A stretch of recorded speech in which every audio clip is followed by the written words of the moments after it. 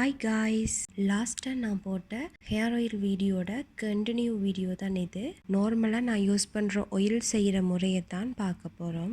Oil செய்ய தேவையான பொருட்கள்: எக்ஸ்ட்ரா வெர்ஜின் கோகோனட் ஆயில், காய்ந்த செம்பருத்தி இதழ்கள், இதை நான் பவுடர் பண்ணி வச்சுருக்கிறேன், காய்ந்த கரி லீவ்ஸ் அண்ட் முடக்கொத்தான் லீவ்ஸ், வெந்தயம், கரிசலாங்கண்ணி பவுடர், காய்ந்த ரோஜா இதழ்கள்,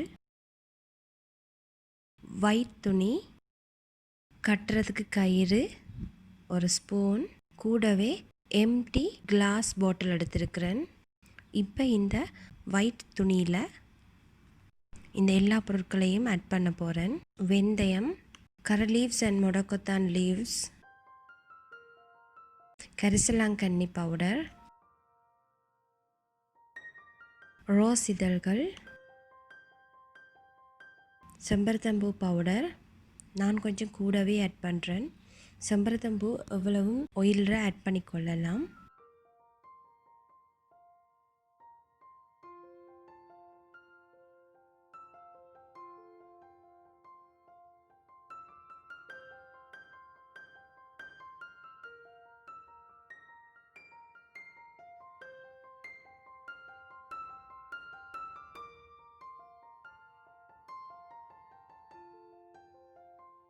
இந்த துணியில் இருக்கிற பொருட்கள் எல்லாத்தையும் சேர்த்து கயிற்றால் இறுக்கி கட்டிக்கொள்கிறேன்.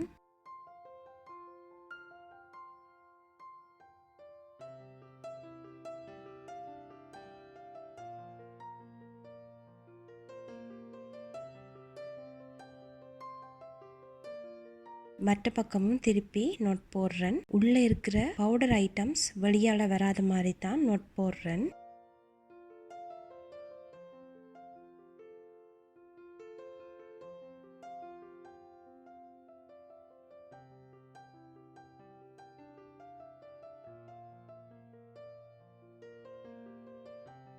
இந்த முடிச்ச பாட்டிலுக்குள்ளே இந்த மாதிரி உள்ளே போகிற மாதிரி வச்சு மூடியை செட் பண்ணி மூடிக்கொள்ளணும். இந்த பாட்டிலில் கோகோனட் ஆயிலை ஃபில் பண்ணுறேன்.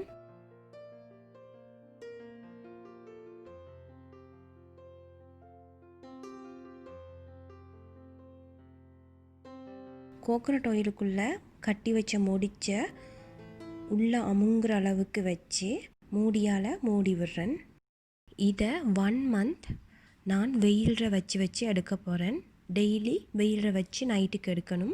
இந்த மாதிரி எடுக்கும்போது செம்பருத்தி இதழ், ரோஜா இதழ், வெந்தயம், கறிவேப்பிலை இதுகளில் இருக்கிற எசன்ஸ் எல்லாம் இந்த ஆயிலில் இறங்கும்.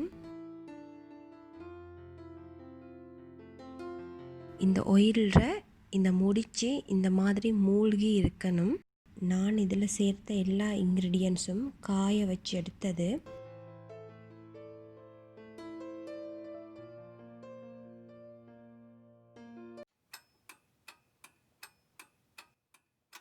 பதினஞ்சாம் நாள் ஓரளவுக்கு இந்த ஆயிலோட நிறம் மாறி இருக்குது.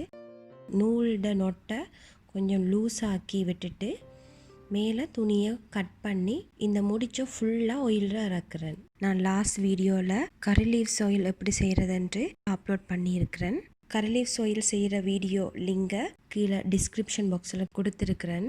விரும்பினா அதில் பார்த்து தெரிஞ்சு கொள்ளுங்க. அதோட கற்றாழை ஆயிலும் காய்ச்சி இருக்கிறேன்.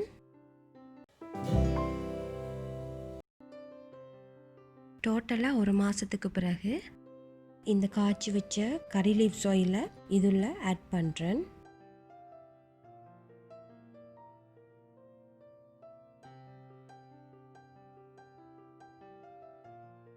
கூடவே கற்றாழை ஆயிலையும் ஆட் பண்ணுறேன். உள்ளே இருக்கிற முடிச்ச எடுக்க தேவையில்லை.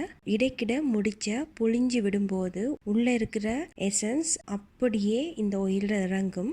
நெக்ஸ்ட் டைம் ஆயில் செய்யும்போது இந்த முடிச்சையே யூஸ் பண்ணிக்கொள்ளலாம். இந்த ஆயிலை ஹேருக்கு அப்ளை பண்ணும்போது ஹேர் நல்லா ஸ்ட்ராங்காக வளரும். சேம் டைம் ஹெல்த்தியாயும் அடர்த்தியாயும் வளரும். இந்த வீடியோ உங்களுக்கு பயனுள்ளதாக இருந்தால் லைக் பண்ணுங்கள், ஷேர் பண்ணுங்கள், சப்ஸ்கிரைப் பண்ணுங்கள்.